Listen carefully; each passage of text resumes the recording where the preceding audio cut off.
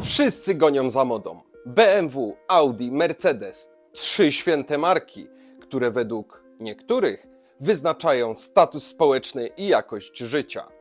A potem wjeżdża rzeczywistość. Turbo padło, skrzynia szarpie i portfel aż krzyczy z bólu. Dlatego dziś 5 aut, których nikt nie chce. I nie chodzi o jakieś egzotyczne trupy z USA, tylko o normalne samochody, które można kupić w Polsce za normalne pieniądze. Pytanie, dlaczego ich nikt nie kupuje, a ogłoszenia wiszą miesiącami? Bo nie mają prestiżu? Bo nie są modne? Bo nie mają znaczka BMW? Zaraz sobie odpowiemy na te wszystkie pytania. Gotowi? No to zaczynamy.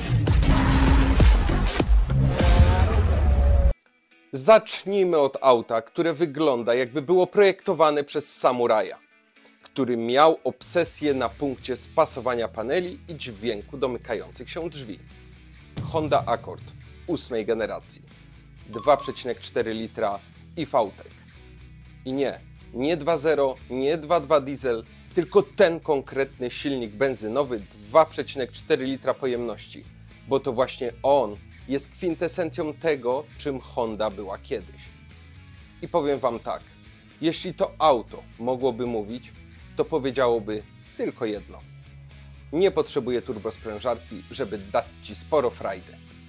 Pod maską 4-cylindrowy silnik o mocy 201 koni, który kręci się jak opętany do 7000 obrotów. To nie jest samochód dla kogoś, kto lubi zmieniać biegi przy 2500 obrotów. To jest auto, które mówi: chodź, zobaczymy, gdzie kończy się czerwone pole. W mieście spali te 9-10 litrów, ale na trasie, jak pojedziesz spokojnie, 7 z przodu to norma. Kupując Accorda dostajesz coś, co w 2025 roku brzmi jak legenda. Mechaniczne, czyste prowadzenie. Bez trybu Eco, bez udawanego sportowego dźwięku z głośników. Po prostu kierownica, silnik i komfort. Wnętrze? Typowa Honda. Nie ma tu efektu wow. Ale po 15 latach wszystko działa jak w nowym aucie. Przyciski, przełączniki, wentylacja. Nic nie trzeszczy, nic nie odpada. I wiecie co? To jest właśnie klasa. Nie w chromie, tylko w trwałości. A jeśli chcesz, żeby było komfortowo, wersja Executive z automatem i skórą wciąż robią wrażenie.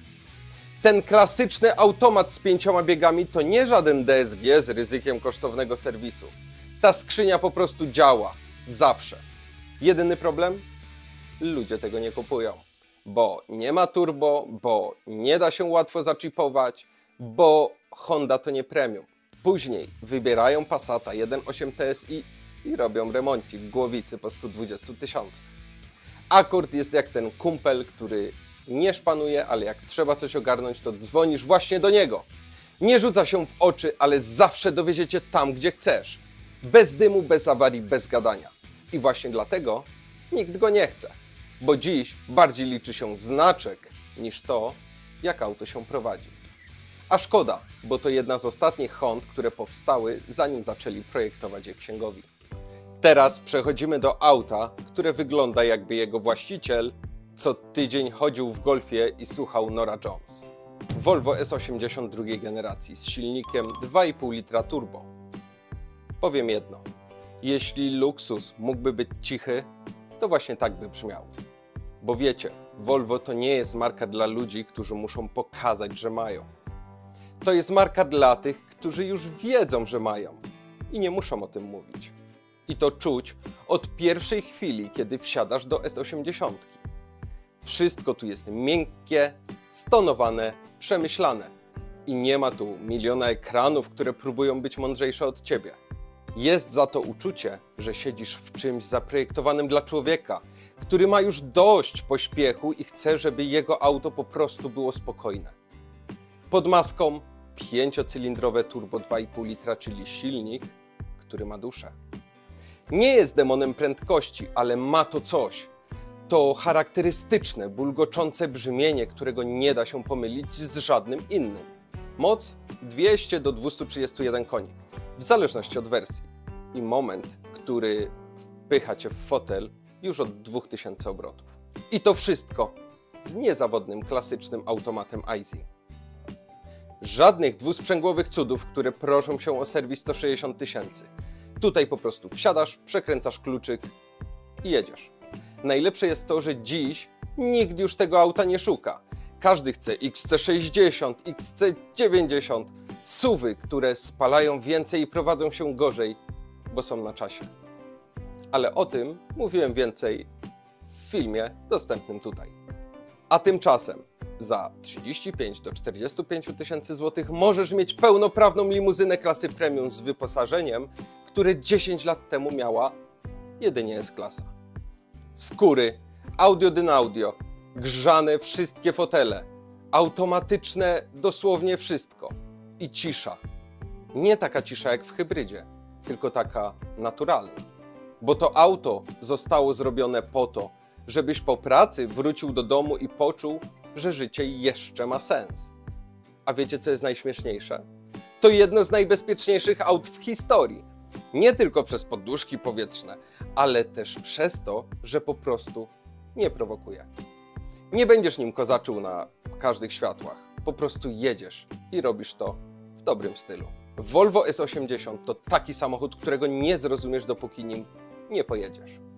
A jak już pojeździsz, nie będziesz chciał go oddać. I właśnie dlatego znalazł się w tym filmie, bo to samochód, którego nikt nie chce, dopóki nie zrozumie, że to jedno z ostatnich prawdziwych Volvo. Teraz przechodzimy do auta, które przez lata próbowało wytłumaczyć światu, że można mieć luksus, osiągi i niezawodność w jednym. Ale świat odpowiedział, tam, wolę BMW. I tak też Lexus GS 450h został jednym z najbardziej niedocenianych samochodów klasy premium, jakie istnieją. Bo powiedzmy to wprost, to nie jest auto dla kogoś, kto chce błyszczeć. To jest auto dla kogoś, kto lubi błyskawicznie przyspieszać w absolutnej ciszy. Pod maską nie czterocylindrowa ekojednostka, tylko V6 o pojemności 3,5 litra, wspomagana silnikiem elektrycznym. Łącznie ponad 340 koni mechanicznych i napęd, który działa tak płynnie, że masz wrażenie, jakbyś jechał najszybszym pociągiem świata. I to wszystko bez turbosprężarki, bez drgań, bez stresu. Ten samochód, zanim ty zdążysz pomyśleć, że chcesz przyspieszyć, już to zrobił. Do setki około 5,9 sekundy. Spalanie 7-8 litrów w mieście, 6,5-7 na trasie. Przy masie 1,5 tony i V6 pod maską to brzmi jak science fiction, ale to rzeczywistość. A teraz najpiękniejsze. To jest auto, które praktycznie się nie psuje. Hybryda, która nie zna pojęcia usterka akumulatora trakcyjnego. Bo Lexus od dawna robi to lepiej niż połowa świata. To nie jest hybryda, która udaje oszczędność, to hybryda, która naprawdę ją daje. W środku luksus po japońsku. Czyli wszystko jest idealnie spasowane, każdy przycisk ma inny klik, fotele mają wentylację, a audio Mark Levinson gra lepiej niż połowa domowych sprzętów. I wiecie co? To auto jeździ tak, jakbyś siedział w czymś, co kosztuje 500 000 złotych. Tylko że dziś możesz je mieć za 50-60 tysięcy. A ludzie dalej kupują E-klasy z dieslem, który prosi się o awarię turbiny. Jedyny minus? Nie jest to samochód, który krzyczy. Nie ryczy jak AMG, nie zrzuca biegów z popcornem z wydechu. On po prostu robi swoje. Szybko, elegancko i z klasą. To jest luksus w wersji Zen. Lexus GS 450h to taki samochód, który pokazuje, że możesz mieć wszystko. Komfort, osiągi, oszczędność i spokój. Pod warunkiem, że przestaniesz się oglądać na to, czym jeździ sąsiad. Nadszedł moment, w którym na scenę wjeżdża marka, którą świat po prostu zapomniał. Saab. Firma, która robiła samochody tak bardzo po swojemu, że nie mogło to się skończyć dobrze. Ale właśnie dlatego dzisiaj ich auta mają więcej charakteru niż połowa nowych SUV-ów razem wzięta. A najlepszym przykładem jest Saab 9-3 drugiej generacji z silnikiem 2.0 turbo. Niektórzy mówią, że to Opel w przebraniu. I poniekąd to prawda. Technicznie sporo części pochodzi z GM. Ale wystarczy przejechać się tym samochodem, żeby zrozumieć, że to nie jest Astra z lepszymi plastikami. To coś zupełnie innego. Wnętrze wygląda, jakby zaprojektował je pilot myśliwca Gripen po godzinach. Konsola delikatnie skierowana w kierunku kierowcy, charakterystyczne przyciski oraz night panel wygaszający wszystko oprócz prędkościomierza. Nie dlatego, że to gadżet, dlatego, że Szwedzi serio uważali, że ciemność pomaga się skupić. Pod maską 2 litry turbo z mocą od 150 do 210 koni. Silnik, który w 2025 roku wciąż potrafi zaskoczyć elastycznością i tym, jak chętnie ciągnie od niskich obrotów. To nie jest jakaś bezduszna jednostka. Ma charakter. A dźwięk? Lekko chrapliwy, jakby chciał powiedzieć: hej, pamiętasz czasy, kiedy auta miały jeszcze duszę? Jeśli trafisz w wersję Aero, masz 210 koni, porządny moment obrotowy i klasyczny automat icing, czyli coś, co możesz eksploatować latami bez stresu. A jak jesteś purystą, weź manual. Saab zawsze robił świetne skrzynie. W środku komfortowy fotel, który bardziej przypomina fotel lotniczy niż samochodowy. To nie przypadek, Saab naprawdę konsultował ergonomię z pilotami. I to czuć. Możesz przejechać 1000 km i wysiądziesz bez bólu pleców. Ale najlepsze jest to, że ludzie tego auta po prostu nie kupują, bo marka nie istnieje. Bo części nie ma, bo kto to potem sprzeda? A w praktyce części są. Od GM, od Opla, od Saaba. Specjaliści też są, tylko mało kto o nich wie. I to sprawia, że Saab 9.3 to dziś jeden z najlepszych sposobów, żeby mieć coś innego niż cała ulica. Nie jest na pokaz, nie jest dla tłumu. To auto dla tych, którzy mają własne zdanie. Nie potrzebują znaczków, żeby je podkreślić. Bo wiecie, Saab to nie był samochód dla każdego. I właśnie dlatego dziś jest idealnym wyborem dla tych, którzy nie chcą być tacy jak wszyscy.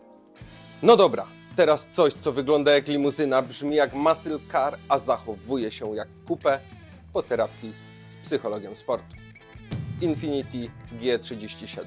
Samochód, który jest tak bardzo nie dla wszystkich, że właśnie dlatego warto o nim pogadać.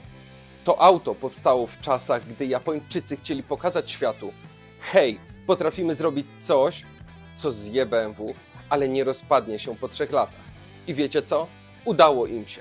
Tylko nikt tego nie zauważył. Pod maską żadnych 1.6 turbo, żadnych hybryd, żadnych wynalazków, tylko V6 o pojemności 3,7 litra. Dokładnie ten sam silnik, który znajdziecie w Nissanie 370Z.